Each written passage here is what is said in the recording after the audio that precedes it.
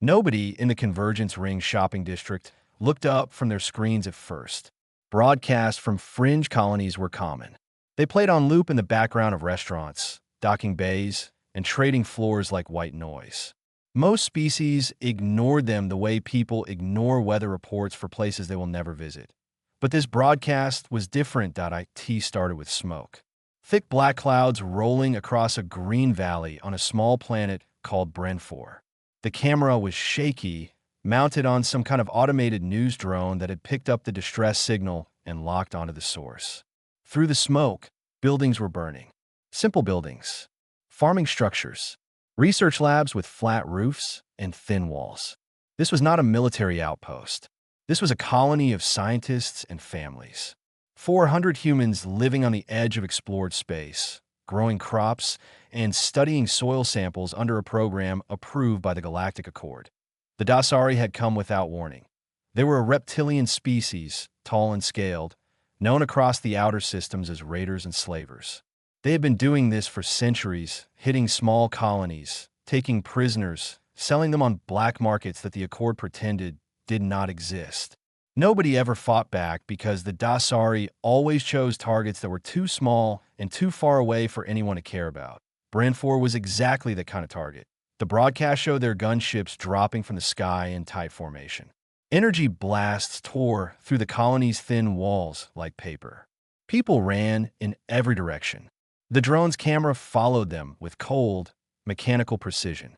It captured a woman carrying a baby, stumbling through a doorway that no longer had a door. It captured an old man trying to drag a wounded colleague behind an overturned vehicle. It captured children screaming. Across the Convergence Ring, people began to stop and watch. A Pelani merchant froze mid-transaction. A group of Torvan engineers set down their tools. In a bar on the lower deck, every single patron turned toward the wall screen in silence. The Dasari were not just raiding. They were performing. Their ships flew low and slow on purpose. Their soldiers moved through the colony without urgency, dragging humans out of hiding spots and lining them up in the dirt.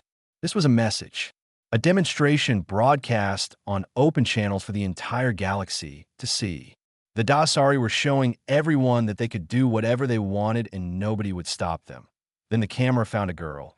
She was standing alone in a wide agricultural field on the edge of the colony. The crops around her were burning, and the smoke made it hard to see her clearly at first, but the drone adjusted and focused. She was young, 12 years old at most. Her clothes were torn and covered in dirt. She was not running. She was standing still, turning in a slow circle, looking for someone. She was calling for her parents. Her voice came through the broadcast feed, small and broken, cutting through the sound of explosions and engines like a knife. She called for her mother. She called for her father. She called again and again, and nobody came but a Dasari gunship appeared above the field. Its shadow fell over the girl, and she looked up. She did not run. She was too tired or too scared, or maybe she simply did not know where to go anymore. The ship descended toward her. The broadcast held on her face for 3 long seconds. Then the feed cut to static. The Convergence Ring was silent in the Galactic Accord's central chamber. Representatives from 46 species watched the replay. They debated for 4 hours and then issued a formal statement condemning the attack on Brenfor. They called it a violation of territorial agreements. They proposed economic sanctions against the Dasari. They scheduled a follow-up meeting for the next cycle. They did nothing. The broadcast reached human space 6 minutes after it first aired. It played on every news channel, every military feed, every personal device connected to the network. Billions of humans watched the colony burn. Billions of humans watched a little girl stand alone in a burning field and call for parents who were not coming. For 1 full hour, nothing happened. No official statements. No emergency broadcasts. No declarations from Earth or from the colonial governments. The alien intelligence networks monitoring human communications noted a sharp drop in all traffic. Messages, calls, data transfers, everything fell to near zero. The humans had gone quiet. Analysts from a dozen species tried to interpret the silence. The Pelani thought it was shock. The Torvan thought it was fear. The Brevani thought humans were already preparing to surrender their claim on Brenfor to avoid further conflict. None of them were right. In a bunker beneath the frozen surface of Europa, Fleet Admiral Rena Okafor sat at a steel table and watched the broadcast one final time. She watched the girl calling for her mother. She watched the gunship descend. She watched the static. Then she closed the screen, placed both hands flat on the table, and spoke 2 words to the officers standing around her. Protocol Ashfall. The officers did not ask questions. They did not hesitate. They turned and walked out of the room, and within minutes, encrypted orders were traveling across 17 star systems at the speed of light. Humanity had stopped talking. IT had started planning. Sorai had studied humans for 23 years.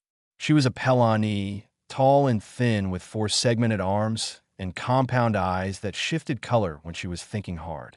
She worked as a xenological advisor for the Galactic Accord, and her entire career had been built on one subject: understanding the species called humanity. She had written papers.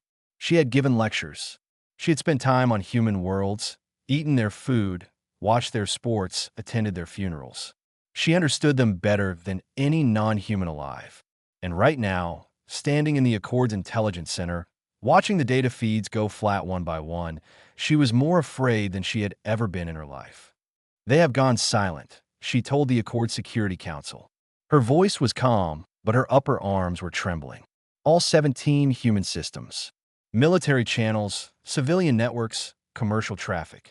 Everything has dropped to near zero in less than 6 hours. A Brevani counselor, a squat furry creature with a deep voice, waved one of his paws dismissively. "They are in shock. Their colony was destroyed.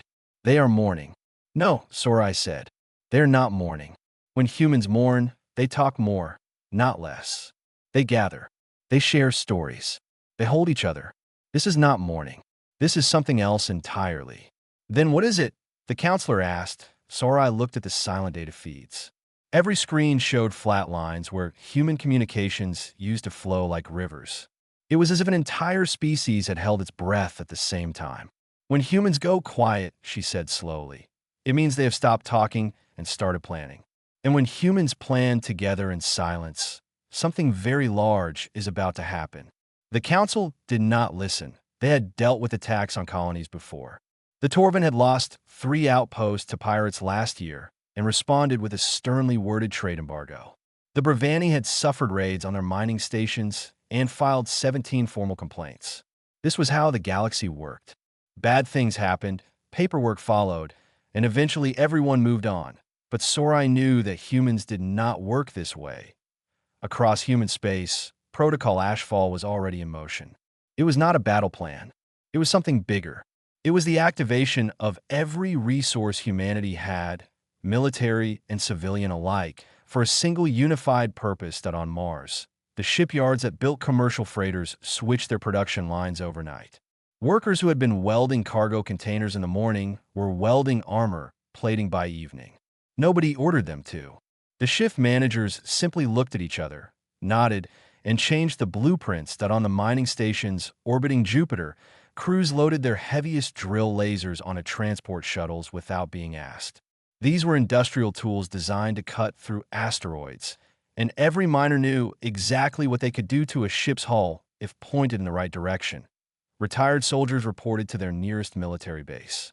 They did not wait for a recall order. They simply showed up, some of them gray-haired and limping, and said they were ready. Recruitment offices that normally processed a handful of applications per week received thousands in a single day. Cargo companies donated their ships. Fuel depots opened their reserves. Medical suppliers loaded crates of supplies onto anything that could fly. None of this was coordinated by a single order. It happened everywhere at once, as if the entire species had looked at the same broadcast and arrived at the same conclusion without needing to say it out loud. Fleet Admiral Rena Okafor stood at the center of it all. She was a tall woman in her 50s with short gray hair and a face that looked like it had been carved from dark stone. She had fought in 2 border conflicts and commanded the defense of the Kepler colonies during the pirate surge of 41. She did not raise her voice. She did not make speeches. She gave orders in a flat, steady tone and expected them to be followed. Within 72 hours, over 900 vessels gathered at a rally point in deep space between the Sol system and the outer territories. 300 of them were proper warships. The rest were everything else. Freighters with guns bolted to their hulls. Mining ships carrying enough explosives to crack a moon. Passenger liners converted into floating hospitals with operating rooms where luxury cabins used to be. It was not a fleet. It was a species. Sorai watched the intelligence reports come in from her office aboard a Pelani observation vessel. She counted the ships. She read the energy signatures. She cross-referenced the fleet's size with every military mobilization in recorded galactic history. Nothing came close. She opened her personal log and began recording. "I have studied 14 species at war," she said quietly. "I have seen the Torvan rage and the Bravani strategize and the Kolani swarm. I have documented every form of warfare this galaxy has produced in the last 10,000 years." She paused and looked at the data on her screen. 900 ships, assembled in 3 days, crewed by soldiers and farmers and miners and doctors who had all decided, without being told, that this was the moment they would fight. "I've never been afraid," she said, "until now." The fleet began to move. It moved in silence. No broadcasts, no warnings, no demands sent ahead. Just 900 ships cutting through the dark toward Dasari space like a blade drawn quietly from its sheath. The galaxy watched and wondered what would happen next.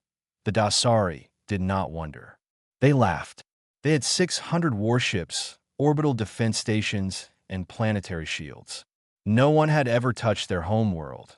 They were about to learn why silence was worse than screaming. The Dasari High Commander was called Rahal. He was old for his kind, nearly 90 cycles, and his scales had turned from bright green to a dull gray that cracked at the edges when he moved too quickly. He had commanded raids on over 40 worlds. He had built the Dasari, slaving empire from a handful of pirate ships into a regional power that even the Galactic Accord was afraid to confront directly. He feared nothing in the galaxy. When his intelligence officers told him a human fleet was approaching, he asked how many ships. They told him 900. He blinked his yellow eyes twice, slowly, and then he laughed. It was a deep, rasping sound that echoed through the command chamber of his flagship. 900, he repeated. Humans have 300 military vessels. My officers are idiots. The rest appear to be civilian ships. High Commander, one of his officers said carefully. Cargo holes, mining vessels, transport ships. They have been modified with weapons and armor. Rahal laughed again. Farmers and miners. They're sending farmers and miners to fight the Dasari. He turned to his tactical display, where 600 warships sat in perfect defensive formation around Dasik Prime. Behind them, a ring of orbital defense stations bristled with enough firepower to glass a continent. Below that, planetary shields hummed with energy drawn from the planet's core. "Let them come," Rahal said. "Let the galaxy watch us break them." He broadcast a message on open channels. "Umans, you come to our door with your toy ships and your farmer soldiers. We welcome you. Dasik Prime has stood unconquered for 800 years. You will be dust before you reach our atmosphere.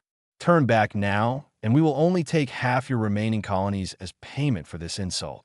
There was no reply. Rahal waited an hour, then 2, then 6. No response came from the human fleet. It simply kept moving forward, steady and silent, like a tide that did not care about the rocks in its path. Aboard the human flagship Resolve, Admiral Okafor reviewed the battle plan one final time. The ship was not the newest in the fleet. It was not the largest, but it was hers, and she had fought from its bridge twice before. The crew knew her, and she knew them, and that mattered more than any weapon system. She looked at the tactical display. 600 Dasari warships in a tight formation around their planet. Orbital stations positioned to create overlapping fields of fire. Planetary shields at full power. It was a fortress, and any conventional attack would break against it like water on stone. But Okafor was not planning a conventional attack. She opened a channel to the fleet. Her voice was flat and clear, the same tone she used for every order, whether it was requesting a supply inventory or sending ships into combat. All units, this is Okafor. You know why we are here. You saw what they did. You saw that girl in the field. You heard her calling for her mother. She paused for exactly 2 seconds. They made our children watch. They made the galaxy watch. Now the galaxy will watch what happens next. Mining group, you lead. Assault wings, you follow. Hospital ships, stay behind the line. We do not leave our wounded behind, and we do not leave until this is finished. Okafor out. She closed the channel. The fleet shifted formation. The mining ships, 37 massive industrial vessels that normally spent their days chewing through asteroid belts, moved to the front of the formation. Their crews had spent the last 2 days reprogramming their drill systems. These machines were designed to find the weak points in asteroids, the fault lines where a precisely placed blast would split a rock the size of a city in half. The Dasari orbital defense stations were big. They were heavily armored, but they were held in position by gravitational anchors, and those anchors had fault lines just like everything else. Across the galaxy, every species with a long-range sensor array watched the human fleet approach Dasik Prime. News feeds carried the sensor data live. The convergence ring came to a standstill. Trading stopped. Shops closed. Millions of beings from dozens of species gathered around screens and watched. Sorai stood aboard the Pelani observation vessel, parked at a safe distance from the Dasik system. Her compound eyes flickered between 6 different sensor displays at once. Her 4 arms moved across control panels, recording every piece of data she could capture. Her colleague, a younger Pelani named Drit, stood beside her. His arms were shaking. They are outnumbered, Drit said. Their civilian ships have no proper shields. Their armor is welded scrap metal. How can they possibly win this? Sorai did not look away from her screens. You are counting their ships, she said quietly. You should be counting their reasons. The mining ships reached weapons range of the first orbital station, and the fire began. The first Dasari orbital station died in a way its designers had never imagined possible. 3 mining ships targeted its gravitational anchor simultaneously, focusing their drill lasers on a single structural point at the base of the station where the anchor connected to the mainframe. The beams were not elegant. They were not the clean, precise strikes of military-grade weapons. They were ugly, raw, industrial tools that burned white-hot and screamed through the void with a frequency that made nearby ship hulls vibrate. The anchor point melted in 11 seconds. The station, a massive construct the size of a small city, groaned and began to drift. Without its anchor, it had no way to maintain position.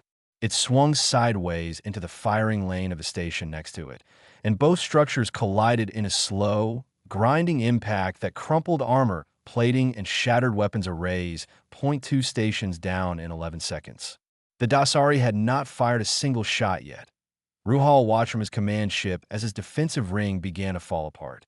Target the mining ships, he ordered. Destroy them now. His fleet responded.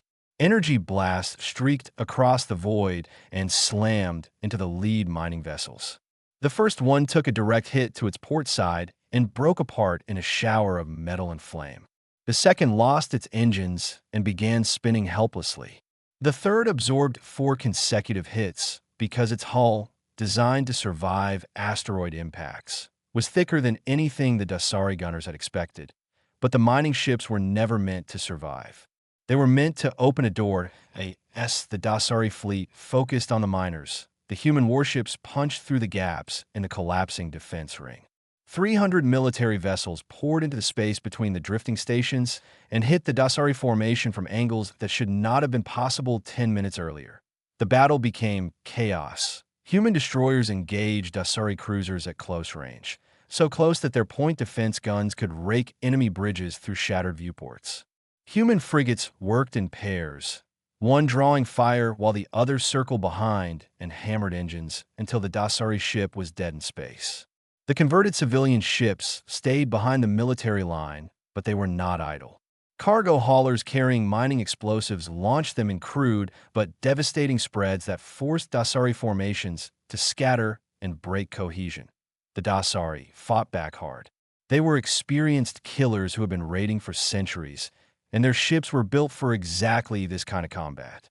They destroyed human ships by the dozen.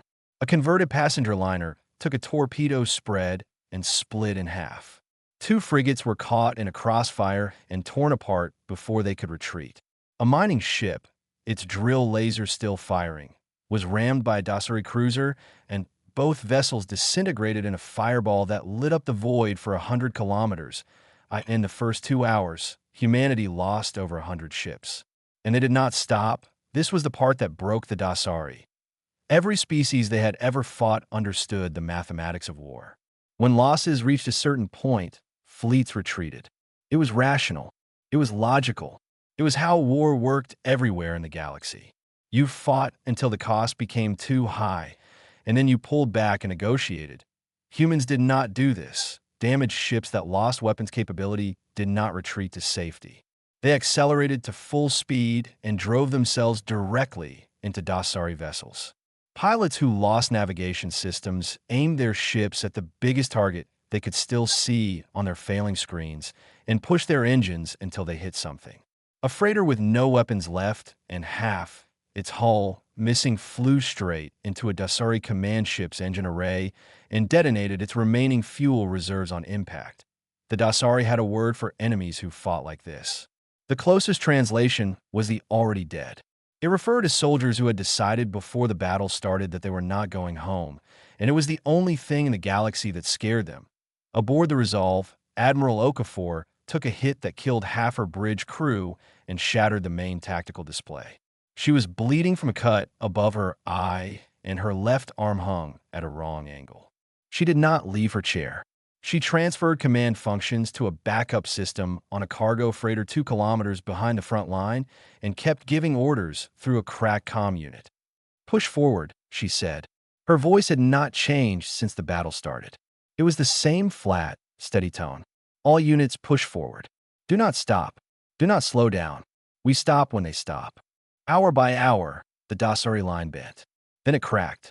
Then it broke. Ruhal watched his fleet come apart around him, and for the first time in 90 cycles of life, he felt something cold settle in his chest. He had fought enemies who were stronger, faster, and better armed than humans. But he had never fought an enemy that did not care if it died, and he did not know how to beat something that was not afraid of losing 0.9 hours after the first shot was fired. The Dasari fleet was finished. 300 of their 600 ships were destroyed. The rest were drifting, damaged, or had surrendered. The orbital defense stations were rubble. The planetary shields were the only thing left between humanity and the surface of Dasik Prime. Okafor looked at the shield readings on her backup display. Then she gave her next order. Send the ground teams to Bren 4.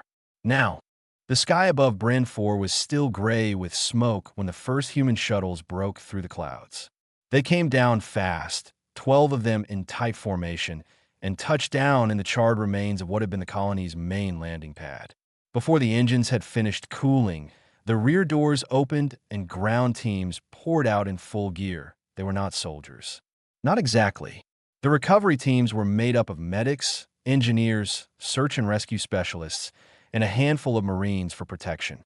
Their job was not to fight. Their job was to find whoever was left alive and bring them home. Leading the first team was a medic named Dan Holloway.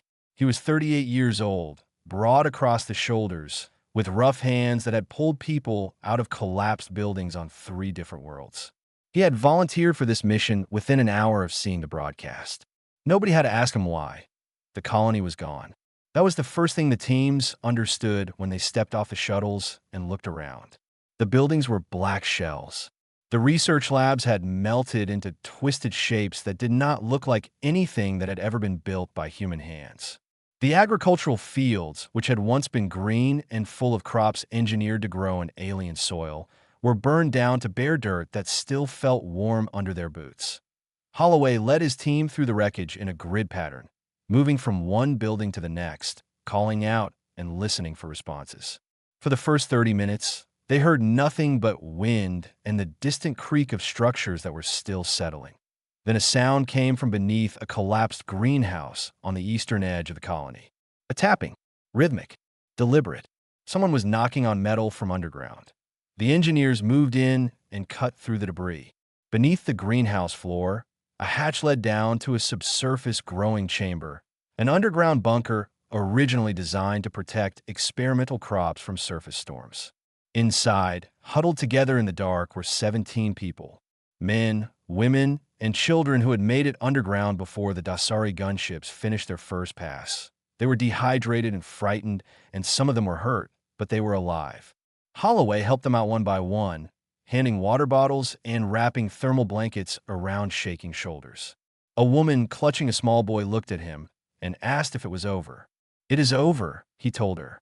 "We are here now." "How many came?" she asked. 900 ships, he said. She stared at him, and then she started crying, and Holloway held her and the boy until she could breathe again. The team spread across the colony and searched every structure, every basement, every underground storage room. They found supplies. They found personal belongings scattered in the dirt.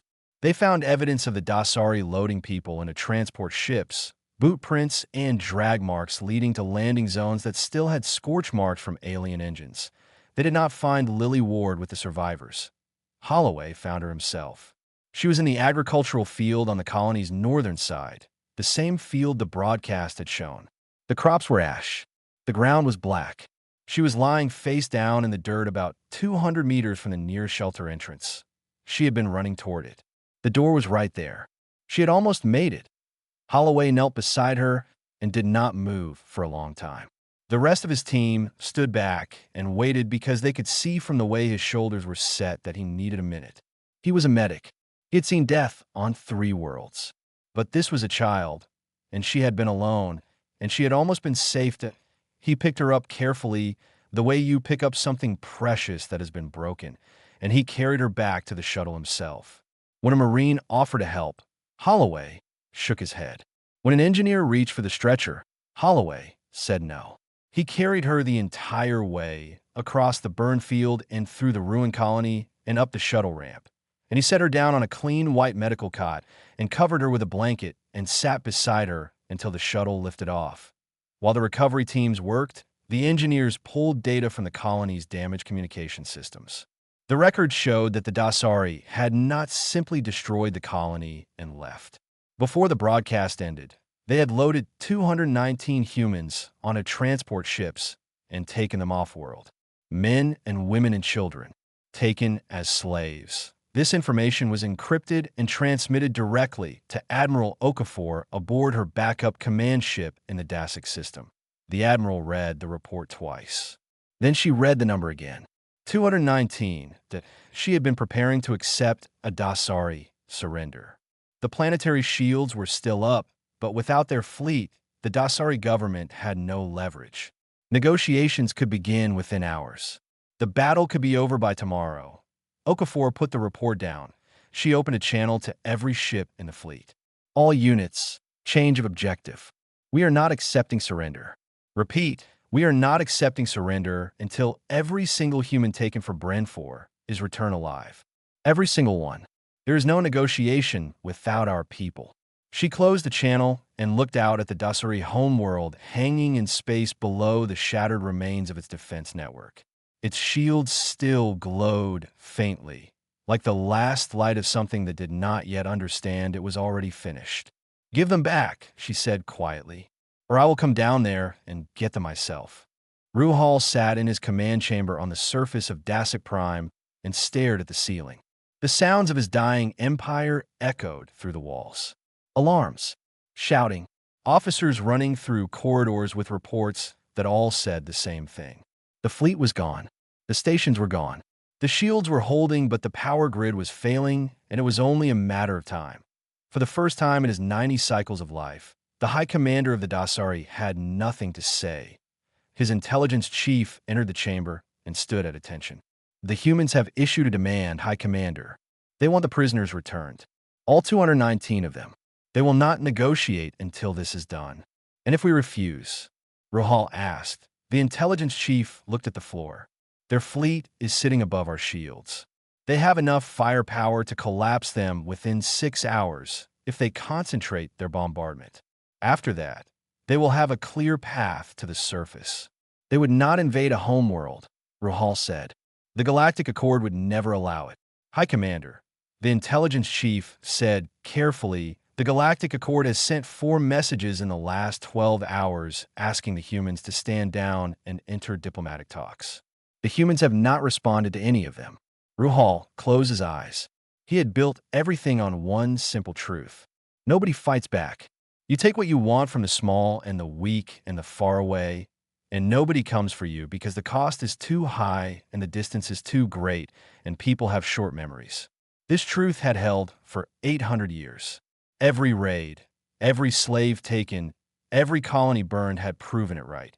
And then a species from a heavy little rock on the edge of the galaxy had watched one of their children die on a screen and had thrown that truth into the fire to 48 hours. That was how long it took. Ruhal ordered every captured human returned.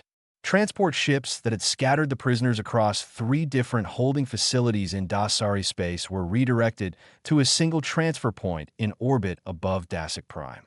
Human medical ships moved in to receive them. The prisoners came back in waves. Some could walk on their own. Some had to be carried. Many were thin and bruised and had the hollow look of people who had been treated as property. Some of the children did not speak at all. 11 of them had been branded, burned with a Dasari ownership mark on their left shoulders. When the human medics saw the brands, the channel between the medical ships and Admiral Okafor's command post went silent for a full minute. When communication resumed, Okafor's voice was the same flat tone it had always been, but the officers who knew her said later that they had never heard silence carry so much weight. Every prisoner was counted. Every name was checked against the colony roster from Bren 219 taken. 219 returned. When the last human, a 14-year-old boy who had to be carried off the transport on a stretcher, was confirmed aboard a medical ship, Okafor gave a single order: confirm receipt. All souls accounted for. Then she opened a broadcast channel, not a military channel, not a diplomatic frequency. She broadcast on the same open public channel the Dasari had used to show the galaxy the destruction of Bren 4. "This is Fleet Admiral Rena Okafor of the United Earth Defense Command. I am speaking to the Dasari and to every species listening across this galaxy." She paused. Across the convergence ring, screens flickered to life. In accord chambers and trading posts and ships drifting between stars, billions of beings from dozens of species turned to watch. "We did not come here for conquest," Okafor said. "We did not come for territory. We did not come for revenge. We came because you touched our children and believed no one would answer." Her voice did not rise. It did not shake. It moved through the silence like something made of iron. "Let every species in this galaxy understand what happened here today. There is no distance far enough, no fleet large enough, no fortress strong enough to protect you if you harm our people. It does not matter if they are soldiers or scientists or farmers. It does not matter if there are 400 of them or 4. They are ours, and we will come for them." She looked directly into the camera. "We do not forgive. We do not forget. And we do not stop." The broadcast ended. Within 1 week, the Galactic Accord passed 17 new resolutions protecting human colonies and granting humanity expanded military rights across 3 sectors. These resolutions were not passed out of sympathy or justice. They were passed because every diplomat in the Accord had watched a species of farmers and miners tear apart an empire in less than 4 days, and none of them wanted to be next. Sorai published her observations 2 months later. The document was translated into 400 languages and became the most widely read xenological study in galactic history. Governments made it required reading for military officers and diplomats. Her conclusion was a single paragraph that was quoted so often it became something close to a law of nature among the stars. Most species fight to protect territory. Some fight to protect resources. A few fight to protect ideas. Humans fight to protect each other. This is not a weakness. This is not sentiment. This is the single most dangerous trait any species in this galaxy has ever evolved. Do not give them a reason to use it. 6 months after the battle, a memorial was built on Bren 4. The colony was rebuilt around it, bigger than before, with thicker walls and better shelters and a permanent defense station in orbit. At the center of the new colony, In the middle of the field that had once burned, a statue stood in white stone that it was a girl running. Her arms were stretched forward, and her face was turned toward something ahead of her, something she could almost reach. Below the statue, cut into the stone base in letters that would last 1,000 years, were two lines. She almost made it home. That SOE brought the fire to make sure no one else has to run. Humanity returned to its silence after that. Ships went back to their routes. Miners returned to their rocks. Farmers planted new crops on Bren 4 and watched them grow in soil that still smelled faintly of smoke. The galaxy watched the humans go quiet again. But this time, nobody mistook the silence for weakness. Nobody mistook it for fear. Nobody mistook it for anything other than what it was, a promise.